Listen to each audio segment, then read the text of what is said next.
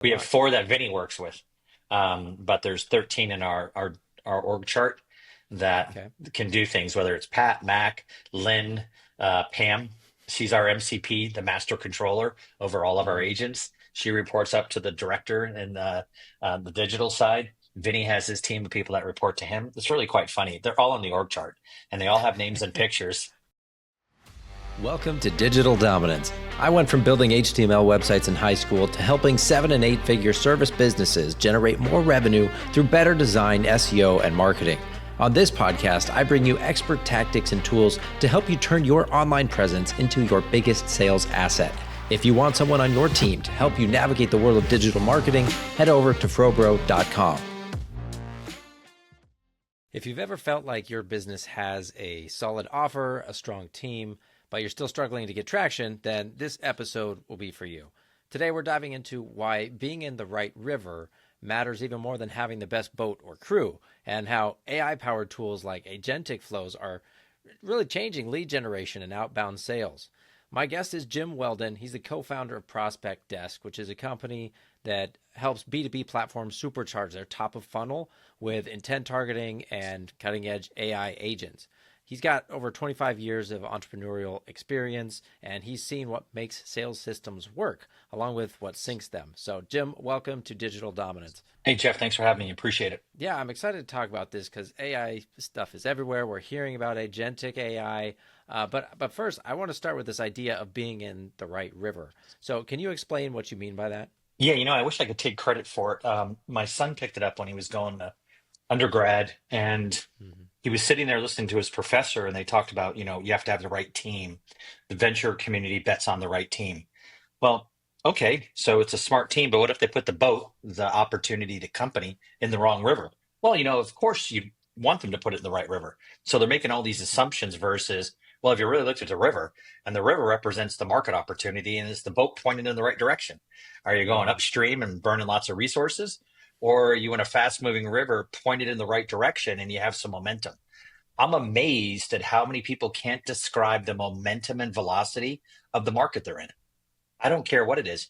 If you're generating leads for a roofing company, if you're a plumber, if you're a tech company, it doesn't matter. It's whether it's a solopreneur or a professionally backed team. I think it's the Right. same fundamentals. Why do you think so many good businesses or good teams even end up in the wrong river? Bias. I know this is right. We're going to do it based on experience, confirmation bias. And what I've learned is, and I can share from my own experience, is we shortcut. That's what a heuristic is, right? It gives us a short way to think about the markets. I know this market. I've been in it a long time. That's why entrepreneurs cause large companies to fumble and stumble, is because they see the market different. They see the value prop different. They see the revenue model different. They see the customer value prop different. It's amazing how one little pivot can unlock and now create a monster competitor to a Hmm. well-established company. So I think confirmation bias is their number one reason. Got it. So that to me seems like one end of the spectrum because, like, I'm in this river, I'm going to stay here and see it through. But on the other side, you've got the people with shiny object syndrome who are like hopping rivers every day, switching boats, like throwing one person overboard, bringing somebody, like constantly changing. Obviously, that doesn't sound good either. So, is there a way? Let's say you're on the wrong river and you want to get in the right one, and you figured it out. You're like, man, I need to fix this. Is there a way you can do that actually is tenable without just kind of upending everything? Good question. I don't want to get these puns and analogies too far along here, but a couple things. One is, you can send a smaller version of your boat over to the other side, which is literally a line in the water, which to Hmm. you and me would be digital testing. So we'd pay for a campaign, we'd put the keywords out, we'd test a new market, and very quickly we could determine if there's enough volume of people searching and are they responding to the offer. So there's a Right, what I would call a poor man's way of testing the market where you don't have to pivot the whole company. And we do right. that a lot. So we'll look for the keyword volumes and search volumes to see if there's even interest. Then we'll test to see if we have the right offer. So yes, there is a way to do it very, very quickly with SE, with search engine marketing. Yeah, no, that makes sense. So rather than guessing and just going all in, test the waters first and then make the decision to transition if it makes sense. Yeah, exactly. So another thing that you've talked about is the difference between serial entrepreneurs and professional entrepreneurs. I was hoping you could talk about that distinction. Yeah, I didn't know the distinction until about 15 years ago. So I was halfway through my career and I thought I was a serial entrepreneur. That's the term I'd heard. And to me, what that meant is you start a company, you build it up as best you can, and maybe you raise outside capital or not. And then hopefully it generates enough cash flow so it can either pay for you and all your people, or it gets exciting enough and somebody wants to buy it. That's what I thought a serial entrepreneur was. No. A serial entrepreneur is a person who starts a lot of things, stops them, and doesn't make a lot of money during the way. That's a serial entrepreneur. Now, if you think about the people that you know start, we have a lot of friends probably who are in that boat. Here's a professional entrepreneur. A professional entrepreneur gets paid the entire time they're in the engagement and the entire time they're running the company. And here's how: not by raising a lot of capital. It's they figured out a way to get the market to pay them for their expertise while they're building the company. An Yeah. example: if you're not a subject matter expert in the market you're going to into, why go into it? So we started with a lot of professional services and consulting money, which is the antithesis of Silicon Valley. Well, we don't want to get professional services margins. I don't care. I need cash. I don't want to have to keep raising capital. And I don't care what industry you're in. If you're consulting in home building, you're consulting in replacing gutters, your insurance, whatever it is. Will somebody pay you for what you know to help them? And if they will, that funds the company. So a professional entrepreneur figures out how to cover themselves and the company the entire time they're in the process. Think how many of your friends have done that. Most of them piss through their savings, their credit cards, their family and friends round. They go and get some seed capital. They try to raise a round. They get around and they run out of money and the thing dies and they pissed away 6 years. That's not a professional entrepreneur. That's an idiot. Well, they're in that river. They're sticking to it, right? Well, they decided to row instead of get a motorboat. Yeah. Cash flow is a motorboat. Rowing's hard. Yeah. No, but I like that distinction because when I think of serial entrepreneurs, I just think of someone who's started a lot of companies. Whether or not they were super successful or not is not part of that, uh, title in my mind. But you usually assume that it is like, well, if they've done all these things, they've probably been successful with them, right? Or they have a lot of experience, but that's not Nope. necessarily the case. Now, there's a great stat out there, and I don't know if it still holds true. It's about 5 years old, and it talked about becoming when you become a decamillionaire. How many companies have you built and that have failed before you hit it? Eight is the number. Mm-hmm. Think about that. Eight. I mean, how many marriages and lost weekends and nights and missed events does it take to go through eight start and stops or failures, however you want to categorize them? So, being an entrepreneur, terribly not glorious. No, it's not for the faint of heart, and Nope. I wouldn't recommend it to most people. Yeah, I don't either.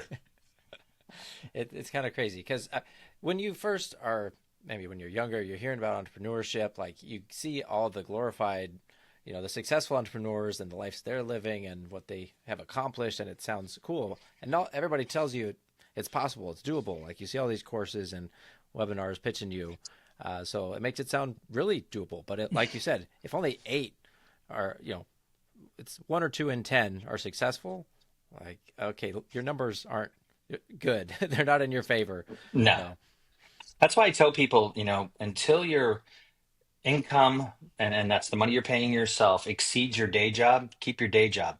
When you're a startup and an entrepreneur, have a night job or a weekend job until it starts obsessing and taking over. If it doesn't, you don't have the traction necessary to take the risk. And right yeah, there, if you cannot manage risk, you should not be an entrepreneur. That is the first lesson I teach everybody is manage the risk. And yeah, if they don't listen, that's the second lesson. You got to take feedback from people with more experience. And if you can't listen to other people's experience, boy, it's going to cost you a lot of time to get your own experience. yeah. Because you got to be honest with yourself. Otherwise, you're going to make the mistake yourself. And by the way, that's hard. I mean, Steve Jobs talked about the famous quote of the distortion reality field.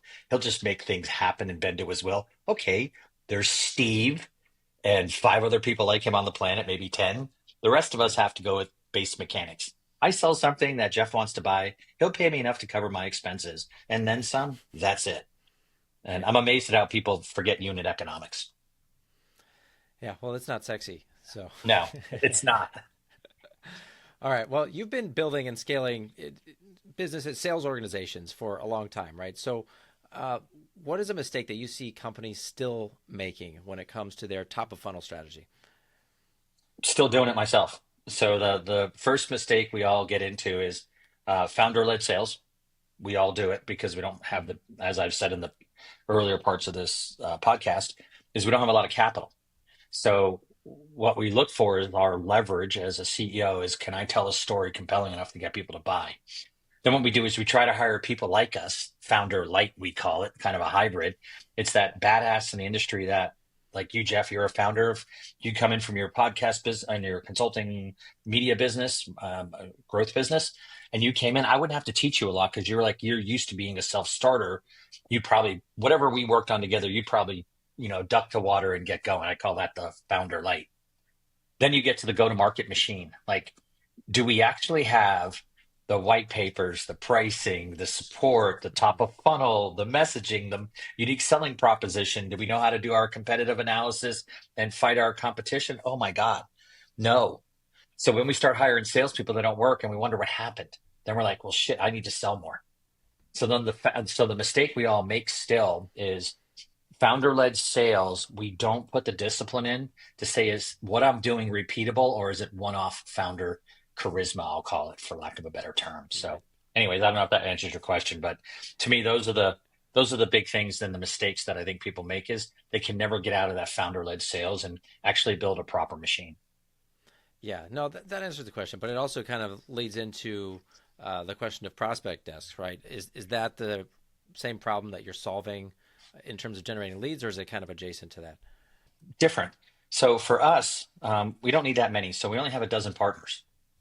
And I applied a lot of leverage. So I went to, because of my, I'm older, double your age probably. So I have a lot of friends in the market, in the industry, and I'm able to pick up the phone and go, "Hey, Jeff, I want you to try this out. Let me know what you think. And by the way, we're going to give you 70% of the revenue. We'll take 30. And, there's no real upfront fees for this. And you get it for free as long as you're our partner." So what we figured out is leverage is key. So our twelve partners, not 12,000, have 25,000 end customers using our technology in less than 2 years. That's Wow. leverage. So what do I have to do? We just have to service 12 people. What are we doing now? We're trying to get it to 40 this year. And now the goal is, I'm not doing it. I have using Agentic smart agents. We're using an SDR for business development, and I'm taking away 80% of the top of funnel activities so I don't have to be involved.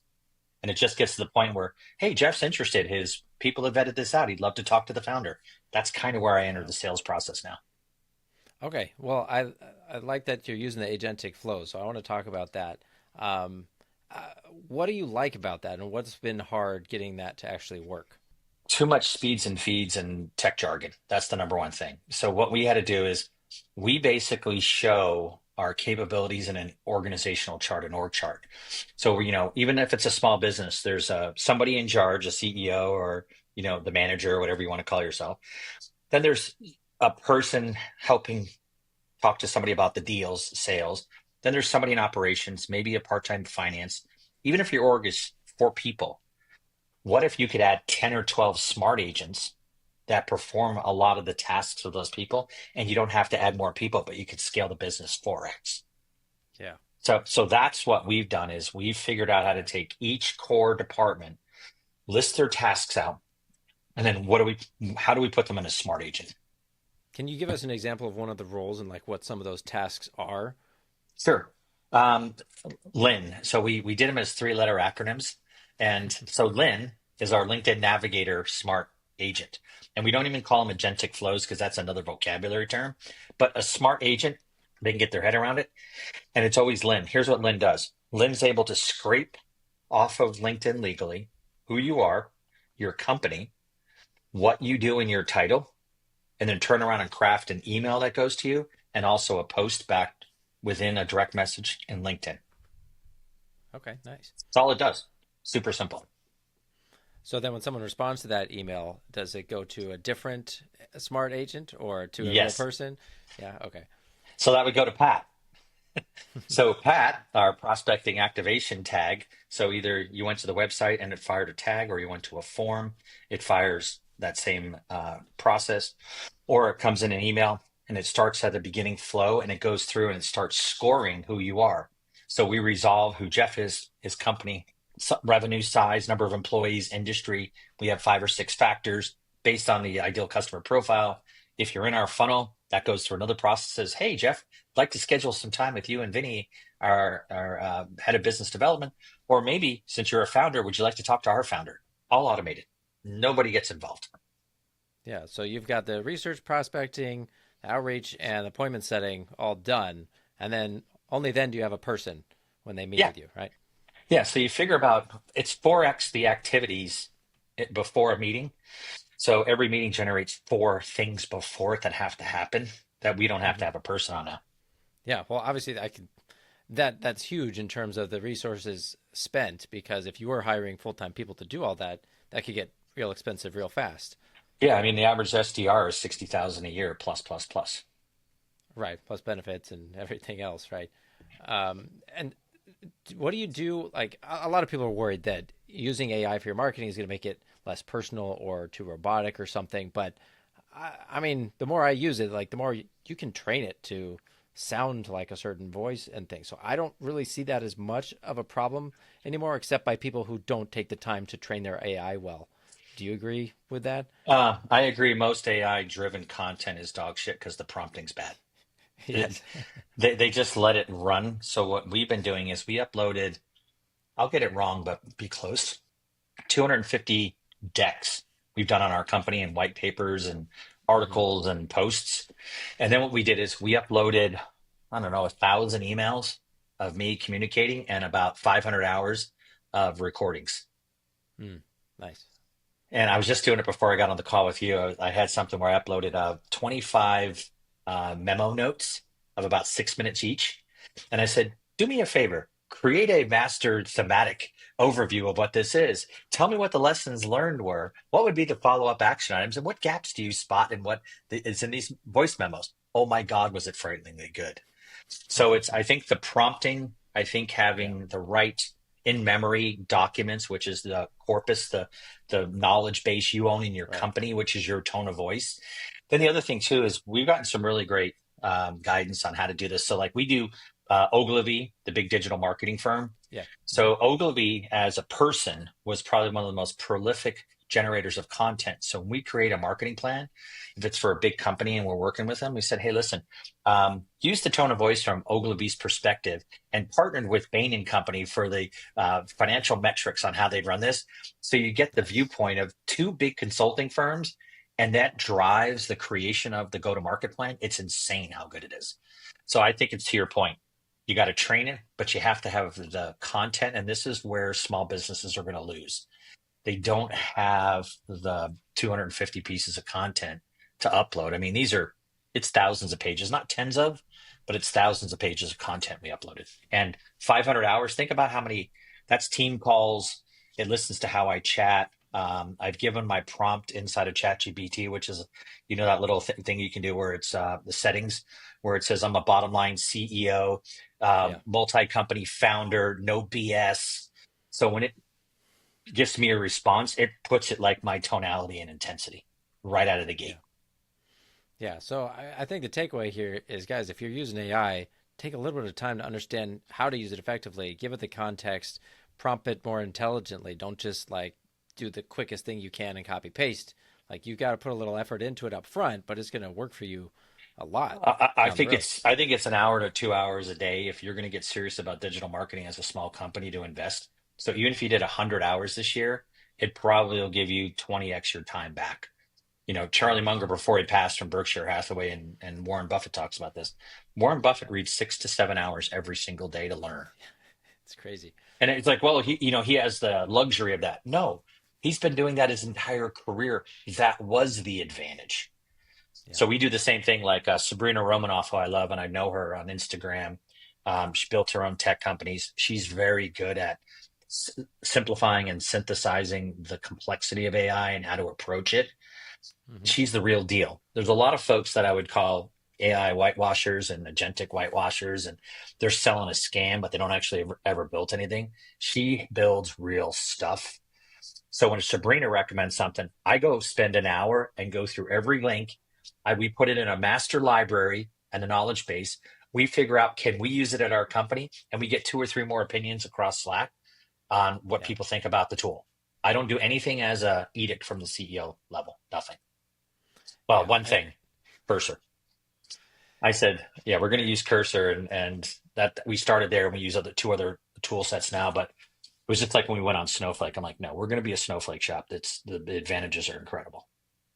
Yeah, but regardless of what you do, you got to pick something and go with it. I think you can't just sit back and watch and like, Great oh, what point. else are we going to have and wait? Like you're just falling farther and farther behind at this point, and it's just going to keep accelerating. I agree. So if someone doesn't have a bigger team, what can they do? Like they don't have all the documents to train their AI. How can they still make it better given what they have available to them? Well, so let's keep it to, your area of expertise, right, which is on digital marketing growth, top of funnel, and mine as well. Mm-hmm. So you partner with folks like yourself that I would call you a really good hands-on managed service and the way you work. If people can't afford that, then is there more of a low-cost do-it-yourself that they can do with like a Pearl Diver and folks like that, or a voice media group, or even Instantly? I mean, they're all partners of ours, and the reason I'm plugging them is we know they're trying to simplify on behalf of small business. It's the long tail of their business. Mm-hmm. This exact problem. Nobody's technical enough to run this stuff, but they want all the benefits of it. Yeah. So you got to pay for it as a service.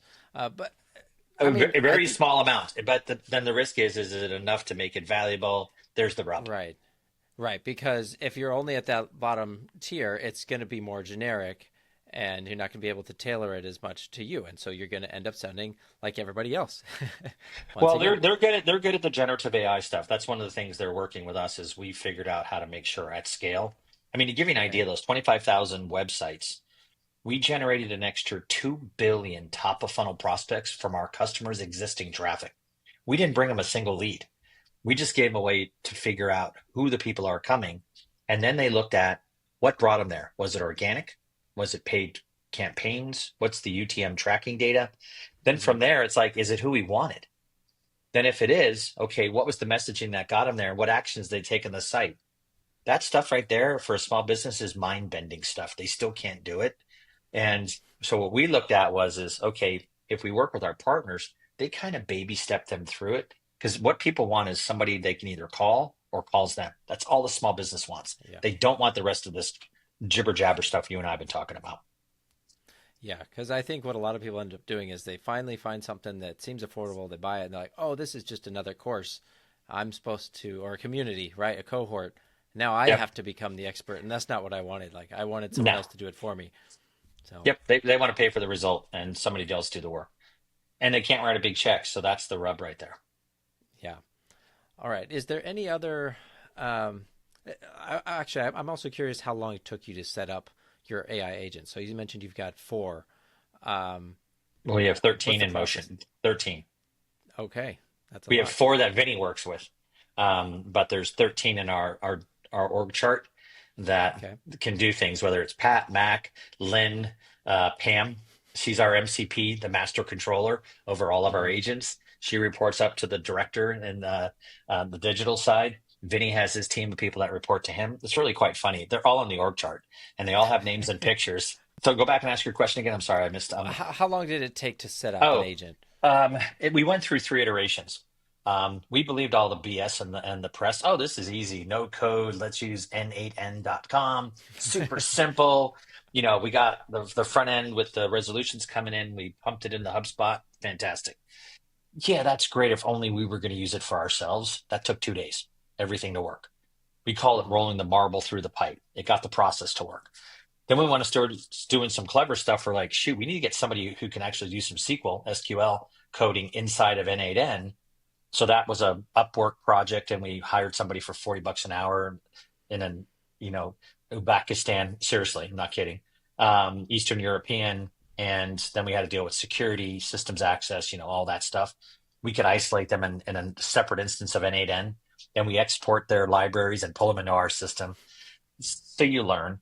So that takes to take it from alpha to beta, usually about 5 days from there. And that's only for us to use it, to make it so it's scalable. So think about you as an agency and your clients to go from one to many. it's that's a challenge. That Yeah, that takes that takes weeks and weeks of internal development to get it to where you can do external beta. So there's internal alpha, works super simple. There's internal beta, which we can continue to use. It does everything we want. It's a lot more reliable. Then the last one is external beta, which is right. that, so it's a couple days, 5 days, a month. That's kind of but it took us 4 months to really understand how these things work together. So do we want our own LLMs? Do we want to do a RAG approach? Do we want to, what's the security we're going to deal with? The one to many? What are the system logins we're going to need? How are we going to manage all this? This is not for the faint of heart. Yeah, well, and I think it's a good reminder because there are a lot of off-the-shelf AI tools that can be helpful to a business Hmm. that are, some fixed monthly costs. Great, now you integrate it in. But this is like hiring a person and training them. It does take a couple months to get them up to speed and actually being productive within the company. So if you think of it from that perspective, okay, it's not that much different. Only your ongoing costs aren't going to be as high. Negligible. They're negligible. There's small Right. maintenance costs. You spend 4 to 6 hours tuning it, tweaking it. You don't have the same type of. That's a great way to look at it. It's a sunk Yeah. cost up front, which is fairly minimal. But we did when we got going, we did the 13 over a 90-day period to give you an idea. That I mean, that's unbelievable. Like if think of hiring 13 new people into your business and how crazy that would be if you did it all at once, trying to train them and define their separate roles and getting them to be productive. Yeah, that's impressive. Now imagine you could take the 13 and combine them in different ways to get different playbooks based on what somebody wants to do, and you don't have to retrain the team to do it. You just reconnect them. And they don't have to sleep. That's what I Yeah. was telling the team. These are the best. So we named Chat GPT when it first came out. We named it Chip, and we didn't have a three-letter acronym. We because Uh-huh. what a couple things we wanted to do is one is we wanted to humanize the technology, right? And then the IT team named Cursor Chad. So Chip and Chad were our first two people we hired, and we misnamed them. They mean nothing. So our joke is, hey, what did Chip say? Hey, did anybody check with Chip? Hey, did we use the deep research function with Chip? And then what happens is, hey, did Chip go talk to Gem? Over to Gemini or Cloud? No. Oh, Claude? No. Hey, we need Chip to verify with Claude, and we need to use some of the third-party service that runs it through open LLMs. And then, anyways, so OSHA was that one. So it's like now all of a sudden we get them to coordinate in the background. Oh my God, it's crazy. This is kind of like a glimpse into the sci-fi future where there's no distinction between the humans and the LMDs and we're just all doing stuff together. So what we're working on is we're teaching Vinny how to run a digital twin organization. So what are the things he can do that they can't do? And then where does it get to the point where he moves on to the next part of his job? So that's what we're. So one of the things we asked uh, Chat or Chip was, hey, what's the career path for Vinny with his background relative to the work he's doing? It's not bad. Now, if it gets nefarious, might pigeonhole him into a career that has no growth, but pretty funny. Yeah. No, this is really cool. And in all seriousness, it is practical and affordable and a way to help you get more through your existing resources if you just invest that time up front to get it set up and figured out. Yeah, I would look. I would. We started with there was this funny thing called email when it first came out, and everybody's like, "Who's going to use this?" The AI is. I think we're now so technically adept that everybody with a brain is trying to go, "Hey, is it even more important for me as a small company to take advantage of this or partner with people who take advantage of it? Is that the only way I'm going to be able to compete?" I think that'll happen over the next 12 to 18 months. Is Yeah, small business won't be left at the curb. They'll actually figure out how to get picked up and leverage it. which is good. All right. Well, thanks for chatting with me today, Jim. I am hopeful that people take this and actually use it. Don't just get scared of AI. Figure out how you can make it work for you. Remember that river analogy too. Yeah, get yourself in the right river. Test the other ones if you need to. But if you Exactly. guys are listening and you want to learn more about how Prospect Desk can help, uh, I believe you guys have a 2 week free trial, right? So we'll put the links in the notes. Perfect. Awesome. And I have one last question for you, Jim, before we end. How do you see? I guess we kind of answered this. I was going to ask you, how do you see the future of outbound sales specifically evolving as more companies are adopting these tools? Um, I think the outbound voice technology is going to get crazy. We've already done it with our phone number, which is Alex, ALX, our audio listening exchange. He's the person who answers our phones. It's scary how good it is. on inbound. I think on outbound, it's going to get just as amazing. Where if you look at deep fakes, the deep fakes on outbound are going to be incredible. I.e., a robot can have a conversation with a prospect and qualify them. So I Yeah. think it's going to put lots of pressure on any phone-based, telephony-based job, any email-based job, any social posting job. Those are going to be toast in the next like 18 months. Yeah. Which on the one hand, I'm looking forward to that, like as a business owner, like having that available to me. But it also does mean if you're one of the people who have been making those phone calls, like you got to upskill and be ready to help people with this, whether that's setting it up or something else. Agreed. Yeah. All right. Well, thanks again, Jim. Thanks all you guys for listening. Remember, these episodes have lots of good nuggets in them, but it only helps if you take action. So make sure you go implement at least one thing you learned today.